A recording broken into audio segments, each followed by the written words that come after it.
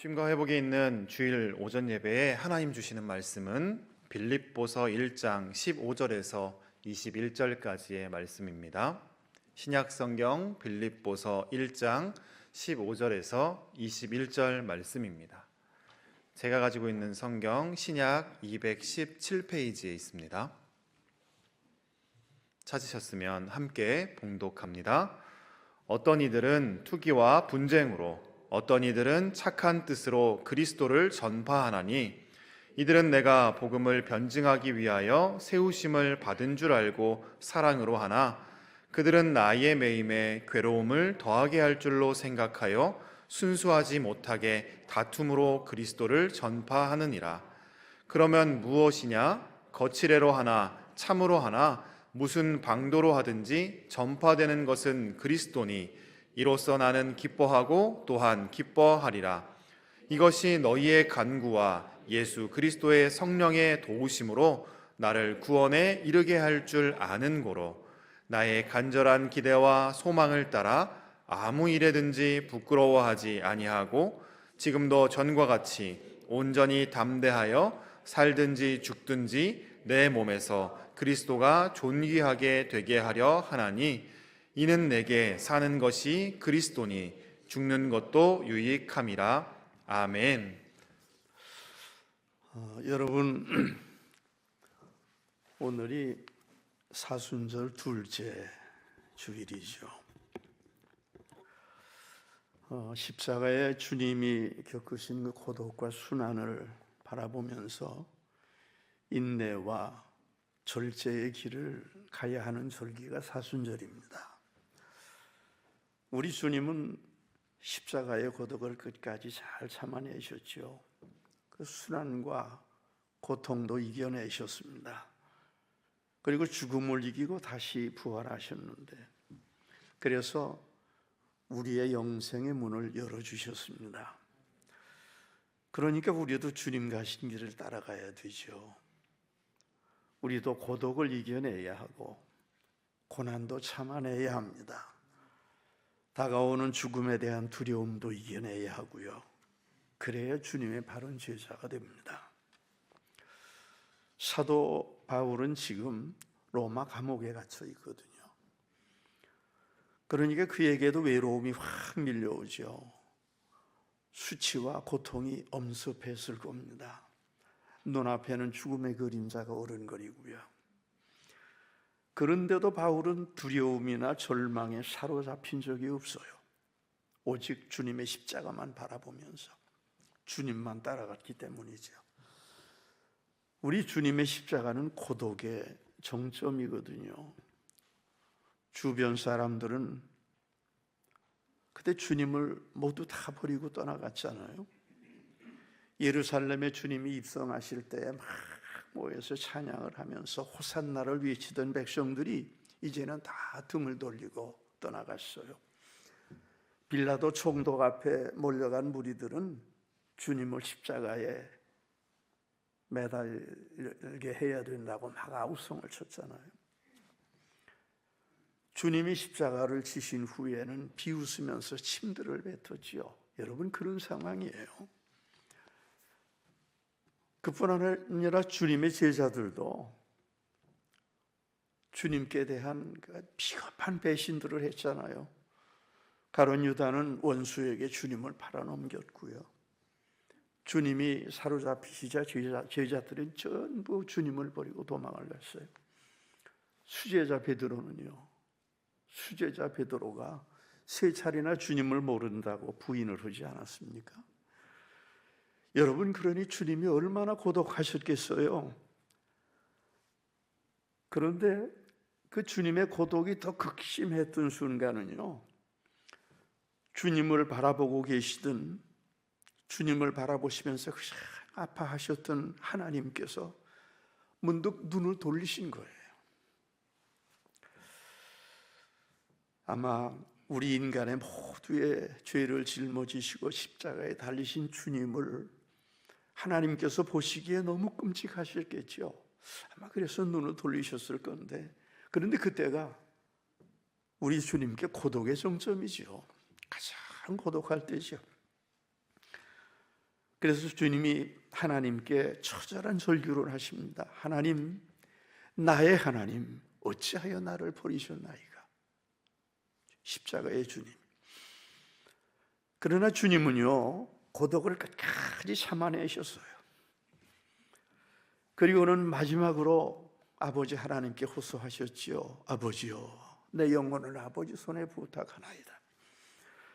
주님은 그렇게 해서 아버지의 품에 돌아가 안기셨지요. 여러분, 하나님의 품에 가서 안기면요, 고독이 눈처럼 다 녹아버려요. 고독은 근원이 어디에서 왔습니까? 하나님을 떠난 데서 왔거든요. 여러분, 인간의 고독은요, 하나님을 떠난 데서 생겨났어요. 인간이 죄를 짓고 하나님의 품을 떠났죠. 거기서 고독이 시작됐어요. 그래서 사람은 누구나 가슴 속에, 이 가슴의 밑바닥에 고독이 깔려 있어요. 그게 사람이죠. 그래서 인간은 다 고독한 존재예요. 근본적으로. 여러분, 그 고독을 벗어나는 길은 하나님의 품 안으로 돌아가는 것입니다. 그러면 고독의 뿌리가 뽑혀지거든요. 마음의 바탕이 감사와 평안으로 바뀝니다. 여러분, 그렇게 되시기 바랍니다. 그러면 풍요롭고 기름진 인생의 삶을 살아갈 수 있게 돼요. 김형석 교수가 그 쓴 책에 고독이라는 병이라는 책이 있어요. 거기 보면 이런 구절이 나옵니다. 고독을 가리켜 병이라고 한다면 그 치료는 그리 어렵지 않게 해결할 수 있는, 고침을 얻을 수 있는 병일지 모른다. 멘델스존은 연인을, 그 사랑하는 사람을 잃어버렸으나 우아한 멜로디를 얻었고 평생을 고독 속에서 보낸 괴테는 그 대가로 파우스트를 얻었다. 이렇게 기록을 했어요. 멘델스존의 한여름밤의 꿈 기억하시죠? 괴테의 파우스트가 있죠? 그것들이 고독을 이겨낸 대가였다, 그런 얘기예요. 순화된 고독의 열매였다는 말이죠. 그러니까 고독을 이겨야 돼요. 작가 박경리 씨도 그랬지요. 그는 저 강원도 원주 시외에 있는 아주 외딴 집에서 혼자 살면서 26년 동안 대하소설 토지를 썼습니다. 토지라는 소설 아시죠? 굉장히 길지요. 근데 한 번은 잡지사 기자가 와서 그에게 물었습니다. 혼자 사시는데 너무 외롭지 않으세요? 너무 고독하지 않으세요? 이렇게 물었습니다. 그랬더니 그가 이렇게 대답을 했습니다. 고독하지 않고 어떻게 글을 쓰나요? 작가는 오직 하나뿐인 것을 만들어내기 때문에 언제나 혼자일 수밖에 없습니다. 그 혼자의 순화된 고독이 좋은 열매를 맺어준다는 말이죠. 여러분, 고독을 그렇게 극복해야 되는 거예요. 그래서 고독은 꼭 이겨내셔야 됩니다. 상황의 고독이 아니라 마음의 고독이에요. 이 마음의 고독을 그렇게 이겨내야 돼요. 그래야 풍요롭고 기름진 인생의 열매를 맺을 수 있게 되는 것입니다. 우리 주님은 십자가 위에서 고독을 이겨내셨죠. 십자가의 순환도 절망도 다 참아내셨습니다. 십자가의 형은 당시에 가장 잔혹하고 야만스러운 형벌이었습니다. 사형수는요, 죽도록 채찍질을 당한 뒤에 그 상한 몸으로 자기 십자가를 메고 형장까지 자기가 가야 돼요. 그리고는 벗겨진 몸으로 거칠게 못 박혀서 십자가에 매달리지요. 살이 다 찢어지고 뼈가 부서지고 피냄새를 맡은 날벌레들이 그저 쫓아와서 상처에 엉겨 붙고요. 그리고 이렇게 매달려 있으니까 숨을 쉴 때마다 이 사지의 신경이 참을 수 없도록 저려오는 거예요. 그 고통이 말도 못한다는 것입니다. 그렇게 비참하게 죽어가는 동안에 둘러쓴 사람들은 어때요? 조롱하고 침을 뱉고 그러지 않아요? 유대인의 역사가인 요세푸스의 기록에서 보면은 이런 구절이 나와요. 주 예수는 포박을 당하고 뼈아픈 고통을 받으며 십자가에 못 박혔다. 그들의 시체는 새가 쪼아 먹고 개들이 달려들어 씹어 먹었다. 이렇게 기록을 했어요. 그게 십자가에 달리는 겁니다. 그래서 어떤 아픔도 십자가의 고통에는 견딜 수 없다. 그렇게 말했고, 어떤 부끄러움도 십자가의 수치와는 비교될 수 없다. 이렇게 기록한 거예요. 여러분, 사탄이 우리 주님에게 그런 십자가를 지고 드린 거예요. 그게 성자 예수님께 대한 공격의 절정이지요. 사탄은 주님의 십자가 아래서 아마 승리의 환성을 질렀을 거예요. 겉으로 보기에는 사탄이 승리를 거두는 것처럼 보였겠지요. 그러나 사탄의 그런 껍데기 성녀는요, 예수님의 부활로 산산조각이 나잖아요. 그렇죠? 예수님의 부활로 예수님은 영원한 승리자가 되셨고, 사탄은요, 주님의 부활로 영원한 패배자가 되고 말았어요. 그러니까 여러분, 우리도 주님의 십자가를 따라가면서 고독과 고통을 이겨내야 되는 것입니다. 아멘 하십시오. 그래야 돼요. 그래야 우리도 주님의 형제로 승리와 영광을 누리게 되는 거죠. 사도 바울은 그래서 그 감옥에서 아주 심한 고통을 많이 겪지요. 이걸 다 참아내는 거예요. 5년 동안 감옥살이를 했는데 그 마지막 갇혀있던 것은 시위대 감옥이거든요. 그때 시위대 감옥은 가장 추악하고 절망스러운 곳이에요. 거의 다 거기 갇혔다가 살아나가는 사람이 없죠. 그런 곳입니다. 그러나 바울은 그 고통스러운 곳에서 주님의 십자가를 바라보면서, 주님의 고독과 고통의 순간을 바라보면서 그 힘든 고난을 다 참아냈지요. 그때 로마에서는요, 바울이 감옥에 있었지만은 바울에 대해서는 좋은 소문이 많이 떠돌고 있었거든요. 죄수로 이제 호송을 받아가지고 로마로 올 때 그 과정에 겪은 일들이 바울에게 좋은 소문을 만들어준 거예요. 그 타고 왔던 배가 알렉산드리아호라고 하는 배지요. 그 배에는 백부장과 호송대원들, 죄수, 선객들 모두 해서 276명이 탔어요. 아주 굉장히 큰 배죠. 그런데 해변에서 유라굴로 광풍을 만난 겁니다. 그래가지고 아주 심한 광풍에 불어닥쳐서 열나흘 동안 광풍에 밀려가지고 파손의 위험 속을 헤맸지요. 모든 선객들이 죽음의 문턱을 헤매면서 이제는 살기를 기대할 수 없다. 삶의 여망을 전부 포기한 그런 형편이 됐어요. 그런데 거기서 바울은 하나님의 강력한 이끄심을 받았죠. 그래서 바울이 나서서 그 선객들을 위로하고 소망을 주었어요. 용기를 심어주고 삶의 길로 이끌어 주었어요. 그래가지고 영웅 대접을 받은 것입니다. 여러분, 그런 거예요. 어려울 때 어려움을 해결해 주는 거거든요. 우리 주님의 손을, 내가 하는 게 아니에요. 우리 주님의 손을 잡고 해결해 주는 거죠. 그런데 거기서 바울은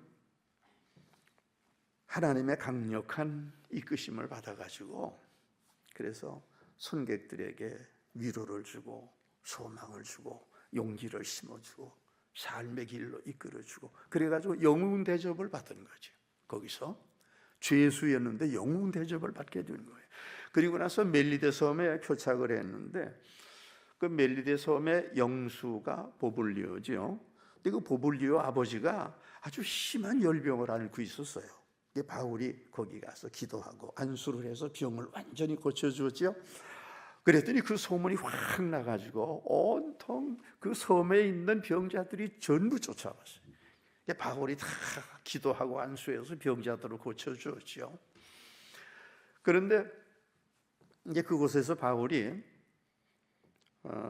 어떤 일이 있었는가 하면 독사에 아주 심하게 물리는 그런 상황을 만났거든요. 모닥불을 피우고 쭉 사람들이 둘러서서 모닥불을 쬐고 있는데 바울이 나무를 이제 이렇게 한 묶음 가지고 가서 그 모닥불에 던져 넣는데 거기 붙어 있던 독사가 탁 나와 가지고 그냥 손가락을 확 물고 매달린 거예요.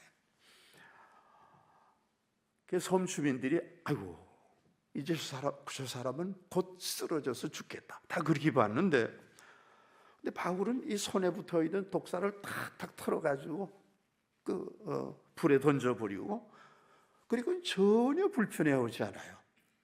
전혀 아픈 적이 없죠. 그 일을 보고 전부 놀랬고, 그 후부터 그 주민들이 바울은 저 사람은 사람이 아니고 신이야. 신의 대우를 했다는 거예요. 그런 일을 겪고 나서 로마로 선객들이 돌아왔는데 선객들이 바울을 어떻게 소개를 했겠어요? 아, 저분이 신이 함께하는 사람이에요. 유라굴로 광풍으로 죽게 된 우리를 저 사람이 구해주었지요. 멜리드 섬에서는 많은 병자를 고쳐주었어요. 우리가 옆에서 봤어요. 이렇게 전부 소개를 했죠. 그래가지고 바울이 갇혀있는 그 12대 감옥에 있는데 그 12대 대원들이 바울을 함부로 대하지 않았지요. 밤에는요 왕족과 고관들이 은밀히 찾아와서 바울을 만나 주었어요. 그래서 시위대원 또 왕족들, 귀족들 이런 사람 중에서 적지 않은 사람이 예수를 믿게 되었습니다. 네로 황제의 삼촌과 친척들이 그때 예수를 믿게 되었고요. 도미티안 황제의 어머니, 누이, 고관들도 상당히 많이 예수를 믿게 됐어요. 여러분, 그 일이 객관적인 조건은 뭐죠? 바울이 감옥에 들어간 그 일이 오히려 로마 복음화의 계기가 된 겁니다. 그래서 고독을 이겨내야 되는 거예요. 주님의 도움으로 이제 고난을 이겨내게 되고 그래가지고 아주 선한 열매를 바울의 삶에서 맺게 되죠.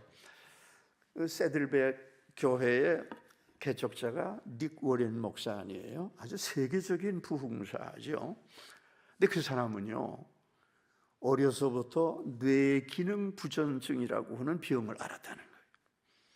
자주 현기증이 일어나고 시력이 확 떨어져 가지고 앞이 보이지를 않을 때도 있고 머리가 견딜 수 없이 아플 때도 있고 공포감이 갑자기 확 몰아닥치는 그런 엄습당하는 그런 순간도 있고 그는 자기 공포감이 엠파이어 스테이트 빌딩 꼭대기에 매달려 가지고 까맣게 먼 밑바닥을 바라보면서 두려워 떠는 것처럼 그런 공포에 매였다는 그런 공포가 확 밀려오는 거예요.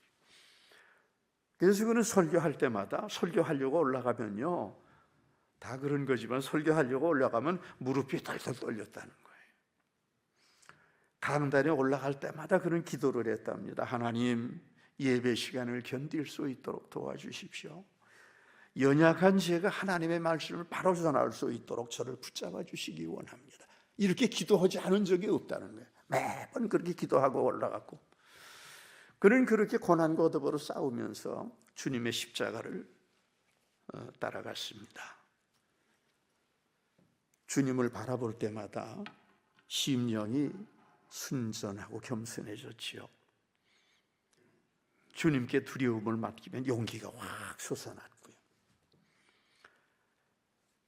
주님을 믿고 의지하면 마음이 다 함대해지고 그는 그렇게 됐기 때문에 다른 말로 주님을 의지하고 매달렸기 때문에 오직 주님만 의지했기 때문에 그는 목회에 성공을 거둔 거예요. 아시겠어요?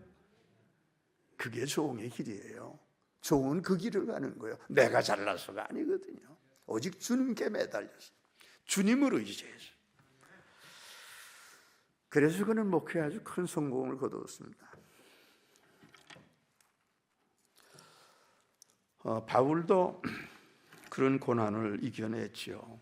그래서 위대한 승리자가 됐어요. 바울은 죽음도 두렵지 않다고 했지요. 본문 21절에 보세요. 이는 내게 사는 것이 그리스도니 이는 내게 사는 것이 그리스도니 죽는 것도 유익함이라. 사는 것이 그리스도니 죽는 것도 유익하다. 내게 사는 것이 그리스도니라고 하는 말은요, 보통 해서 거기를 뭐라고 해요? 나는 그리스도를 위해서 산다. 내가 그리스도를 위하여 살기 때문에 이렇게 보통 해석을 하는데 그런 차원이 아니고 좀 더 깊이 들어가 보면 나의 삶은 곧 그리스도의 삶이다. 그런 뜻이에요. 나의 삶은 곧 그리스도의 삶이다. 그리스도의 삶을 내가 살아드리는 거예요. 주님과 하나 된 삶을 산다는 거죠. 그러면 여러분 진정한 승리자가 됩니다. 여러분 그리스도와 하나가 되시기 바랍니다. 철저히 주님을 붙잡고 주님을 따라가야 되는 거예요. 우리도 그 길을 가야 우리 모두가 승리자가 되죠. 여러분 그런 삶은 상황에 매이지 않아요. 지금 바울이 어디 있습니까? 12대 옥중에 있잖아요. 그 고통스러운 데 있고요. 이제 곧 재판을 받게 될 텐데 재판의 결과는 풀려나서 자유를 누리게 될지 아니면 사형을 받게 될지 알 수 없는 거예요. 그러나 명백한 것은 뭐지요? 살게 되든 죽게 되든 살게 되든 죽게 되든 주님의 십자가를 따라가는 길이라는 거예요. 여러분 주님을 따라가는 게 우리의 삶이잖아요. 우리가 적어도 주님을 위해서 헌신한다고 하면 주님의 십자가를 따라가는 자세가 돼야 되는 거죠. 자기 희생이 없이 일이 이루어지지를 않아요. 그래야 바른 제자가 되고 바른 종이 되는 거예요. 살든 죽든 어느 쪽이든 주님만 쳐다보고 매달려가면 두려울 게 없는 거죠. 바울에게 명백한 것이 뭐예요? 살게 되든 죽게 되든 주님을 따라가는 거예요. 주님의 십자가를 따라가는 삶. 그리고 주님의 십자가를 따라가는 삶이면 어떻게 될까요?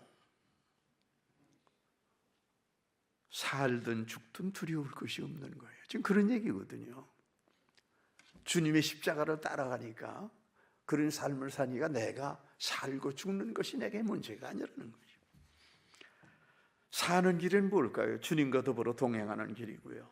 죽는 길은요, 주님께 가서 주님을 만나고 주께서 영생의 면류관을 탁 씌워주는 그게 죽음 아니에요? 그래 죽음이 두려울 게 없잖아요, 여러분. 바울은 전에 스데반이 순교해서 그런 승리의 죽음의 길을 가는 것을 봤어요, 옆에서. 스데반은 복음을 전파하다가 돌에 맞아 죽었거든요. 그런데 스데반에게 하늘의 문이 열려서 하나님 우편에 계신 예수님이 보인 거예요. 예수님이 일어서서 두 팔을 벌리고 자기를 맞아주려고 기다리고 계신 거예요. 그는 그 모습을 봤죠. 그래서 그는 천사처럼 환한 얼굴을 하고 기쁘게 순교를 한 것입니다. 그게 믿음의 죽음이에요. 바울도 감옥에서 죽음을 바라볼 때 하나님 우편에 예수님이 보였죠. 예수님은 영생의 면류관을 들고 기다리고 계셨어요. 그래서 그는 죽음이 두렵지 않았던 겁니다. 주님을 위한 죽음은 오히려 유익한 영광의 길이니까요. 아멘 하시기 바랍니다. 그래서 바울은 뭐라고 그랬어요? 나의 삶은 그리스도의 삶이고 나의 삶은 그리스도의 삶이고 죽는 것도 유익하다. 죽어도 좋다는 얘기죠. 죽는 것도 유익하다. 그러니까 바울은 자신을 내려놓고 오직 주님을 위한 삶을 산 겁니다. 이제 바울의 그런 삶을요, 디모데후서 4장에 보면 이렇게 말을 해서 디모데후서 4장 7절을 잘 아시는 말씀이죠. 나는 선한 싸움을 싸우고, 그렇죠? 나는 선한 싸움을 싸우고 나의 달려갈 길을 마치고 믿음을 지켰으니, 이게 7절인데, 이 말은 짧지만요, 이 말이 사도 바울의 이력서입니다. 바울의 생애예요. 선한 싸움을 싸웠고 달려갈 길을 마쳤고 믿음을 지킨 생애, 그게 바울의 생애. 오직 주님을 위해서 바울은 그렇게 살았죠. 그런 삶의 결과는 어떻게 된다고 했어요? 디모데후서 4장 8절 보면, 이제후로는 나를 위하여 의의 면류관이 예비되었으므로 주 곧 의로우신 재판장이 그날에 내게 주실 것이며 내게만 아니라 주의 나타나심을 사모하는 모든 자에게도니라. 내게만 아니라 주의 나타나심을 사모하는 모든 자에게도니라. 나를 위한 의의 면류관이 예비되어 있다고 했죠. 그 의의 면류관은 다른 말로 영생의 면류관이에요. 의의 면류관은 의미가 같은 뜻이 영생의 면류관이에요. 우리는 영생의 면류관이라는 말이 더 익숙해지죠. 우리가 소망하는 거 아니에요? 영생의 면류관. 하나님의 나라를 상속받아서 영생의 축복을 누린다는 그런 말이죠. 그게 결과예요. 주님을 붙잡고 나아가는, 주님을 위한, 주님과 하나 된 삶의 결과가 그거예요. 바울에게는 그 면류관이 삶의 목적이었죠. 그는 그 삶을 위해서 자기 목숨까지 내걸었어요. 그리고 바울은 우리에게 말합니다. 우리에게 아주 위로가 되는 말이 뭐라고 그랬어요? 내게만 아니라 주의 나타나심을 사모하는 모든 자에게도니라. 아멘 오셔야지. 우리에게 하신 얘기예요. 우리에게도 영생의 면류관이 예비되어 있다는 말이죠. 여러분, 우리도 면류관을 받습니다. 그러기 위해서 우리도 바울이 간 길을 따라가야 되는 거예요. 주님이 가신 길을 따라가야 되는 거예요. 그 길이 어떤 길이에요? 주의 나타나심을 사모하는 길입니다. 사명을 걸고 충성하는 그런 삶이죠. 그러면 우리도 장차 천국에 가서 테이블을, 승리자의 테이블을 끊을 거예요. 1등을 해서가 아니에요. 이 얘기를 좀 하고 싶어요. 1등을 해야 되는 건 아니에요. 천국에서는 1등에게만 테이블을 끊도록 해주는 게 아닙니다. 누가 테이블을 끊을까요? 최선을 다한 자. 아멘 하십시오. 최선을 다해야죠. 나는 내가 있는 자리에서 최선을 다하는 거예요. 내가 받은 사명을 위해서 최선을 다하는 거죠. 남들을 넘겨다보고 이러고 저러고만 안 되는 거예요. 미국 애틀란타에서 제26회 올림픽이 열렸는데, 그때 그 마지막 올림픽의 마지막 경기가 마라톤 경기 아니에요? 마라톤 경기가 마지막에 있는데, 그때 그 마라톤 경기에서 불멸의 영웅 한 사람이 탄생을 한 거예요. 그런데 1등을 한 사람이 아니고요, 꼴찌로 들어간 무명의 선수입니다. 아프가니스탄의 와시키 선수인데, 마라톤 선수인 그는 경기가 다 끝난 다음 운동장에 꼴찌로 뛰어들어온 거예요. 그 들어온 시간이 자그마치 4시간 30분. 보통 2시간 남짓하면 되는 거 아니에요? 4시간 반이 되도록 뛴 거예요. 그리고 혼자 그렇게 늦게 뛰어들어가시고, 그러니까 아무도 없는 운동장에 뛰어들어온 거죠. 혼자 뛰어들어갔어요. 그때 폐막식을 준비하고 있던 봉사자들이 보고 달려가서 경기장이 다 막 흩어졌는데 가서 경기장을 막 치우고 뛰게 도와줬어요. 그리고 두 사람이 이 테이블 들고 가서 양쪽에서 들고 이거 테이블을 끊고 나가라고 이래가지고 테이블을 끊고 지나갔잖아요. 그리고 그때 폐막식을 대기하고 있던 관악대가 그 사람이 들어오는 것을 보고 마지막 선수를 보고 막 힘차게 연주를 해주는 것입니다. 그래서 매스컴에서는 그 장면이 애틀란타 올림픽에서 가장 감격스러운 장면이었다, 이렇게 기록을 했어요. 꼴찌를 한 와시키 선수가 올림픽 정신을 가장 아름답게 구현한 선수다, 이렇게 칭찬을 했고요. 올림픽 역사에 지워지지 않는 영웅으로 그를 세워줘야 된다. 이렇게 보도들이 됐어요. 여러분, 1등을 해서가 아니잖아요. 꼴찌를 했지만 최선을 다하는 거예요. 여러분, 우리도 1등을 해서가 아닙니다. 최선을 다하면 면류관을 받습니다. 영생의 면류관을. 최선을 다하면 영생의 면류관을 받아요. 주님은 1등과 꼴찌를 구별하시지 않으세요. 최선을 다한 사람을 기다리고 계시죠. 주님은 최선을 다한 우리를 위해서 면류관을 들고 계시는 겁니다. 제 고향 시골 초등학교 운동회 날이었는데요. 오래전 얘기죠, 벌써. 근데 그러니까 뭐 한 60여 년 전 얘기예요. 근데 그 시골 교회 시골 학교 운동회는 제일 마지막 경기가 마을 대항 계주 경기 아니에요? 어디나 그랬어요. 그게 제일 마지막 경기인데 들에 일하러 갔던 사람도요, 다른 운동회는 안 온다고 해도 그 마지막 계주 경기를 보려고 다 오는 거예요. 그게 마지막 끝날 때가 사람이 제일 많죠. 그리고 이제 각 마을에서 건강한 젊은이를 4명씩 뽑아가지고 마을 대표로 내보내죠. 마을의 명예를 짊어지고 나간 사람들인데, 그래서 그 운동을 할 때는 막 그냥 함성을 지르고 마치 불난 집처럼 막 열기가 솟았어요.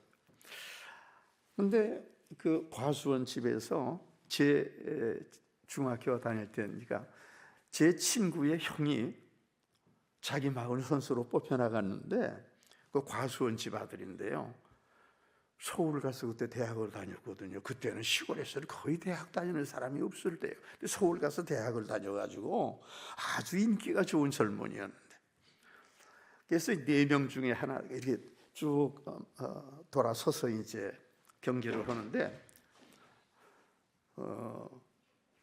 출발 신호가 터지니까 운동장에 왁 하고 함성을 질렀는데, 그 청년은 마지막 선수였거든요. 마지막에 탁 서서 이제 바톤을 탁 잡아들고 1등으로 탁 뛰어나갔는데, 글쎄 뛰어가다고만 잘못 뛰어가지고요, 팬티에 고무줄이 탁 끊어진 거예요.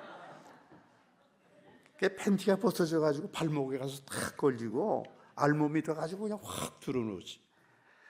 온 운동장이 왁 하고 웃음 바다가 됐는데, 홍당무가 된 그 청년은요, 어떻게 돼요? 바톤을 던져버리고 밖으로 막 뛰어나가야 될 거 아니에요? 그게 보통 사람 아니에요? 그런데 그 청년은 탁 일어나더니 팬티를 끌어올려가지고 이쪽 손을 붙잡고 바톤을 들고 막 뛰어 꼴찌로 들어갔죠. 뛰기는 열심히 뛰었는데 꼴찌로 들어갔는데, 모든 사람의 눈이 그 청년에게 확 쏠렸잖아요.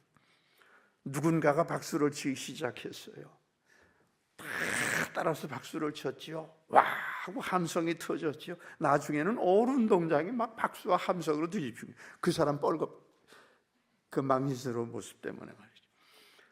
그리고 그 청년은 그 폐회식 할 때 교장 선생님이 불러가지고 감투상이라는 그런 상을 주었어요.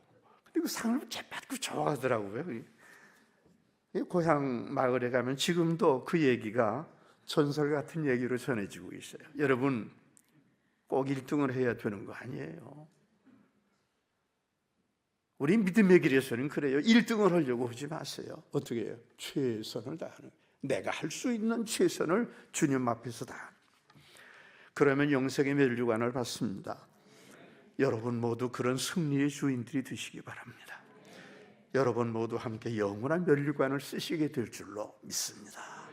기도하십시다. 우리 아버지 하나님, 사는 것이 그리스도라고 한 바울의 고백을 안고 우리 모두 남은 동안 순종하고 충성하게 되기를 원합니다.